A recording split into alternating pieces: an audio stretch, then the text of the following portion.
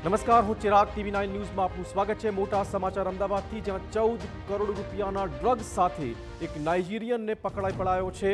14 કરોડનું ડ્રગ્સ તેની પાસેથી પકડી પડાયું છે।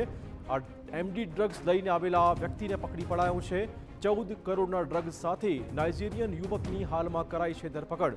ગેટકો પાવર સ્ટેશન પાસેથી સાજીદ નામના શખ્સને પકડી પડાયો છે।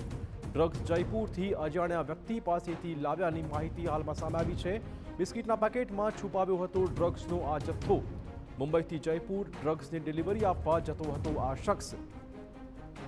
ગેટકો પાવર સ્ટેશન પરથી તપાસ દરમિયાન આ વ્યક્તિ પકડી પડાઈ, જેની પાસેથી 14 કરોડનું એમડી ડ્રગ્સ કબજે કરાયું છે। વધુ વાત કરવા જોડાશે અમારા સંવાદદાતા હરીન। હરીન, શું છે બધું અપડેટ?